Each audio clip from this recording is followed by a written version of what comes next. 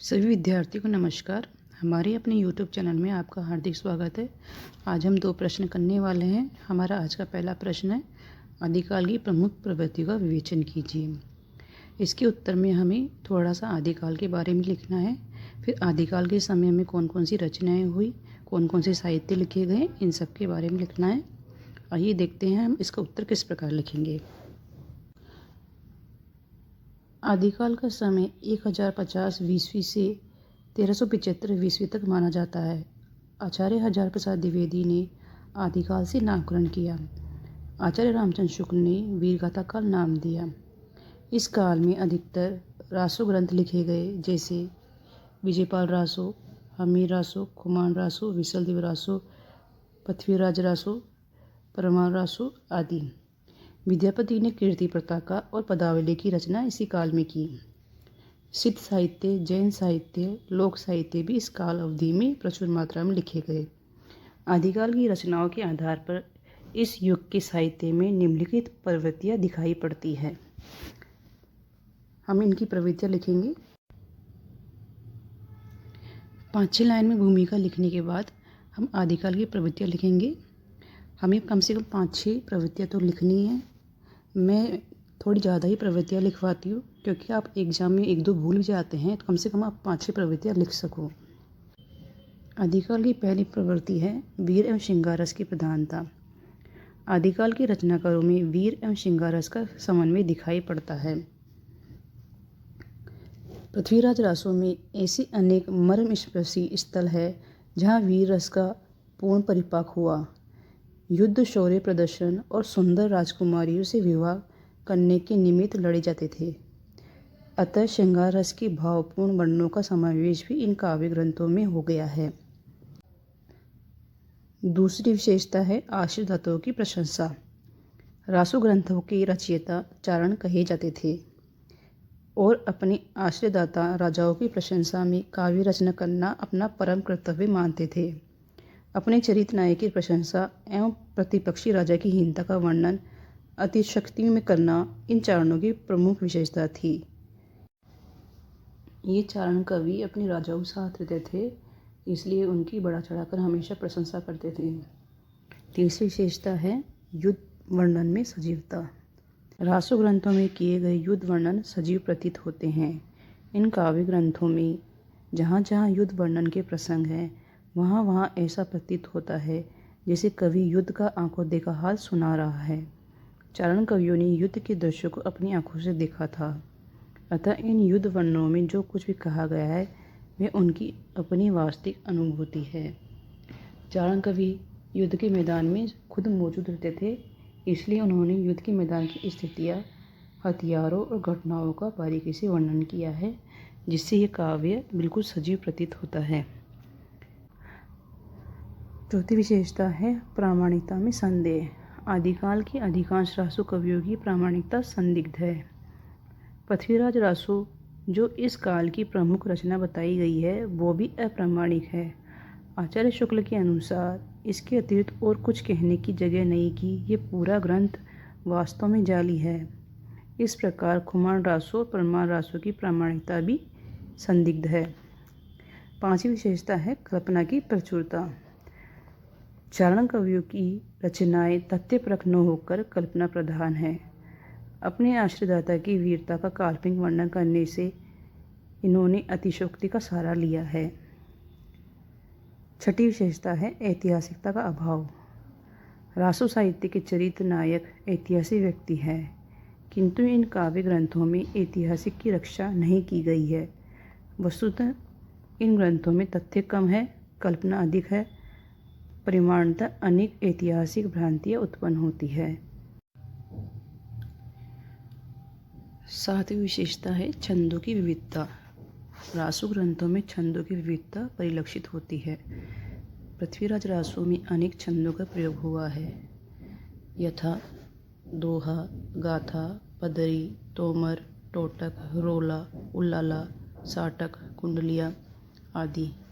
छंदों की विविधता के कारण ही चंद्रवरदाई को छंदों का सम्राट और उनकी रचना पृथ्वीराज रासो को छंदों का अजायब घर कहा जाता है। वह छंद बहुत लोकप्रिय है, जो कि भावों की गहनता को व्यक्त करने के लिए प्रयोग किया जाता था। त्रोटक छंद का प्रयोग युद्ध के दृश्यों और उसकी गतिशीलता का वर्णन करने के लिए उपयोग किया गया था। वीर रस के वर्णन के लिए रोला और उल्लाला छंद का प्रयोग किया गया, जो युद्धों की रोमांचकता को बढ़ाते थे। इस प्रकार सभी छंदों की अपनी अपनी विशेषताएं थी। पृथ्वीराज रासों में 60 से अधिक प्रकार के छंदों का प्रयोग किया गया, वहीं विसलदेव रासों में 128 छंदों का उल्लेख मिलता है और संदेश रासक में 223 छंद है, जिसमें 22 प्रकार के छंदों का प्रयोग किया गया है। हमारी 8वीं विशेषता है भाषा का प्रयोग। आदिकालीन रासो साहित्य में डिंगल पिंगल भाषा का प्रयोग किया गया। वीर रस के भावों को व्यक्त करने की क्षमता डिंगल पिंगल भाषा में विद्वान है। तत्सम तद्भव शब्दों का प्रयोग भी इन काव्य ग्रंथों में किया गया है। पिंगल भाषा अभ्रंश प्लस ब्रज भाषा के मिश्रण से बनी है। यह माधुर्य गुण से युक्त थी और श्रृंगार और प्रेम वर्णन के लिए प्रयुक्त की जाती थी। इसका प्रयोग पूरी राजस्थान और भाट कवियों द्वारा किया जाता था। रासु काव्य में उत्प्रेक्षा, अनुप्रास, प्रकृति, यमक, श्लेष, उपमा, रूपक, अतिशोक्ति जैसे अलंकारों की प्रधानता रही है। निष्कर्ष रूप में कहा जा सकता है कि आदिकालीन रासु साहित्य की प्रवृत्तियां तदयुगीन परिस्थितियों की देन है। इस प्रकार आदिकालीन साहित्य में अनेक प्रकार की विशेषताएं दिखाई देती है। हमारा ये प्रश्न पूरा होता है। हमारा आज का दूसरा प्रश्न है, विद्यापति की पदावली में लोक जीवन के प्रभाव का आकलन कीजिए। इसके उत्तर में हम लिखेंगे, विद्यापति आदिकाल के कवि थे। इनका जन्म मिथिला क्षेत्र वर्तमान बिहार में मधुबनी जिले में लगभग 1352 ईस्वी में हुआ। विद्यापति के जन्म को लेकर विद्वानों में अलग अलग मत है। हमने यहाँ आचार्य रामचंद्र शुक्ल के अनुसार इनका जन्म समय लिखा है। ये श्रृंगारी कवि थे। इन्होंने मैथिली भाषा में पदावली की रचना की। कीर्ति पताका उन्होंने अपभ्रंश भाषा में लिखी। वे मिथिला के राजा शिवसिंह के दरबारी कवि थे। विद्यापति को मैथिल कोकिल, कवि शेखर, अभिनय जयदेव के नामों से भी जाना जाता है। विद्यापति को कई उपाधियों से विभूषित किया गया था, जैसे कवि शेखर, कवि कंठहार, नवकवि, खेलन कवि, कवि रंजन, पंचानन, दशावधान आदि। यहाँ हमें 3-4 उपाधियाँ लिखनी है, फिर हमें आगे अपना उत्तर देना है। विद्यापति शिव थे, यानी कि वो शिव के भक्त थे। उनकी पदावली में भक्ति एवं श्रृंगार का समन्वय दिखाई पड़ता है। विद्यापति की पदावली में लोक जीवन का गहरा प्रभाव है, क्योंकि उन्होंने जनभाषा मैथिली का प्रयोग किया है, जिसमें जन्म, मृत्यु, पर्व, त्योहार, मिलन, विरह जैसे दैनिक जीवन के प्रसंगों को राधा कृष्ण के प्रेम के माध्यम से चित्रित किया। साथ ही मिथिला की लोक संस्कृति, रीति रिवाज, अंधविश्वास और प्राकृतिक सौंदर्य को अपनी कविताओं में शामिल किया, जिससे उनकी पदावली जन जन में लोकप्रिय हुई और आज भी लोकगीतों का आधार है। हमें इतनी भूमिका लिखने के बाद विद्यापति की पदावली में लोक जीवन को प्रभावित करने वाले बिंदु बनाने हैं। मैंने यहाँ 5 बिंदु बनाए हैं। आइए देखते हैं इनको हम किस प्रकार लिखेंगे। पहला बिंदु है जनभाषा का प्रयोग। संस्कृत के विद्वान होते हुए भी विद्यापति ने संस्कृत छोड़कर मैथिली भाषा अपनाई, जिससे उनकी रचनाएं आम लोगों तक पहुंची और जनभाषा को समृद्ध किया। विद्यापति ने देसिल बहिना सब जन मिट्ठा का सूत्र देकर लोक भाषा मैथिली को साहित्यिक गरिमा प्रदान की। इस पंक्ति का अर्थ है, देशी भाषा यानी अपनी भाषा सबको मीठी लगती है। उनकी यह पंक्ति उनकी मातृभाषा के प्रति प्रेम और उसकी मिठास को दर्शाती है। दूसरा पॉइंट है दैनिक जीवन के प्रसंग। विद्यापति ने राधा कृष्ण के प्रेम को लोक जीवन के हर अवसर, जन्म, विवाह, विरह, उत्सव से जोड़ा, जिससे उनकी पदावली लोकगीतों की तरह बन गई। विद्यापति की पदावली में राधा कृष्ण के प्रेम का वर्णन किया गया है। इसके अंदर श्रृंगार रस और भक्ति का अनूठा मिश्रण हमें देखने को मिलता है।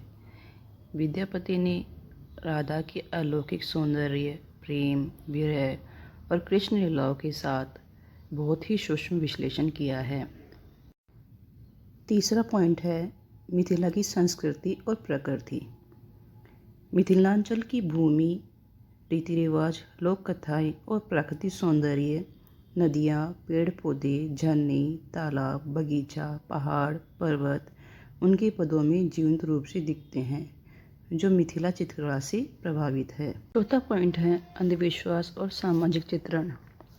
विद्यापति के पदों में भूत प्रेत, टोना टोटका, समाज के रूढ़िवादी व अनैतिक पहलू का भी यथार्थ चित्रण मिलता है, जो उस समय के समाज का आईना है।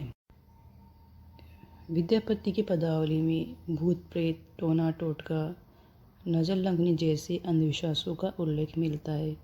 विद्यापति शकुन और अपशकुन में भी विश्वास करते थे।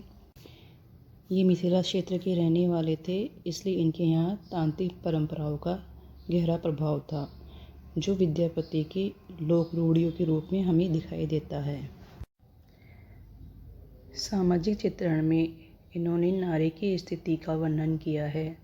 नारी की स्थिति में इन्होंने नारी का रूप, सौंदर्य, उसकी वीर्य वेदना, उसके सामाजिक बंधन, उसके घर के भीतर की स्थिति आदि का सूक्ष्म अंकन किया है।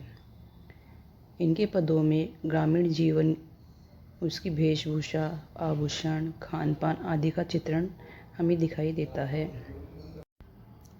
पांचवा बिंदु है लोकप्रियता और निरंतरता।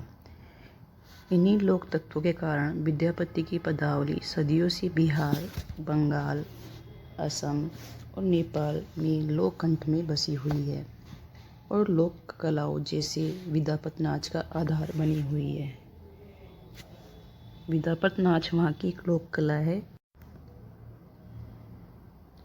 जैसा कि हमें नाम से पता चल रहा है, विद्यापत नाच यानी कि ये विद्यापति के ऊपर आधारित है।